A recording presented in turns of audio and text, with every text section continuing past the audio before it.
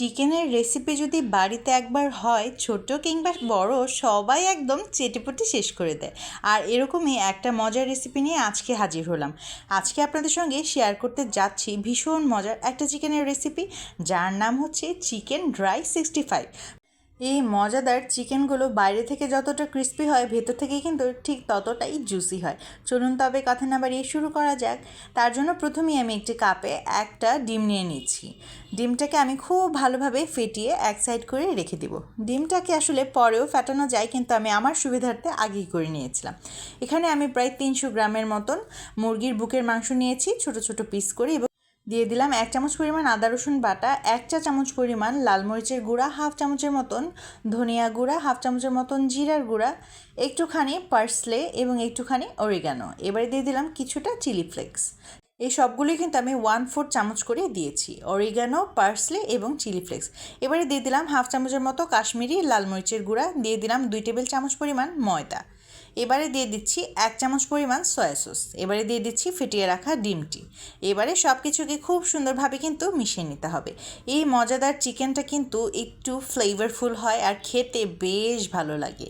সন্ধ্যার নাস্তায় কিংবা ফ্রাইড রাইসের সঙ্গে কিন্তু এই মজাদার রেসিপিটি একদম জমে যায়। কাশ্মীরি লাল মরিচটা ইউজ করার কারণে কিন্তু দেখতেই পাচ্ছেন কালারটা কত সুন্দর হয়েছে। এই পর্যায়ে আমি দিয়ে দিচ্ছি আরও 2 টেবিল চামচ পরিমাণ ময়দা। এই ময়দাটা দেওয়ার কারণে কিন্তু এটা খুবই ক্রিস্পি হবে এবং খেতেও বেশ ভালো লাগবে। এবারে সব কিছুকে খুব সুন্দরভাবে আমি আবার মিশিয়ে নিচ্ছি। মজাদার এই রেসিপিটি কিন্তু আপনারা আজকে দেখার পর অবশ্যই ট্রাই করবেন।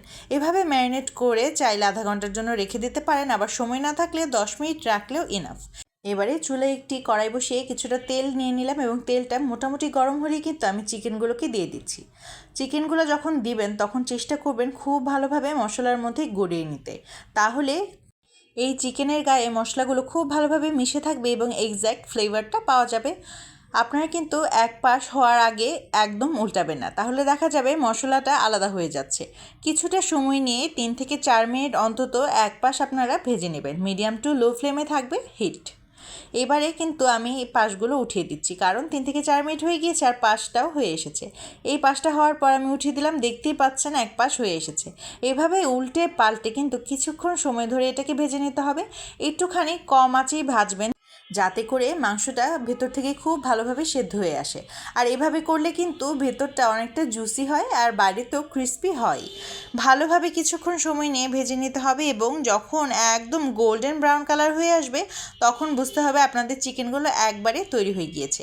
এই চিকেনটা একটুখানি বেশি ভাজা লাগে, যার কারণে এর নাম হয়েছে ড্রাই চিকেন 65। এই মজাদার রেসিপিটিকে আগে কখনো কেউ খেয়েছেন? যদি খেয়ে থাকেন অবশ্যই কমেন্ট বক্সে জানিয়ে যেতে পারেন।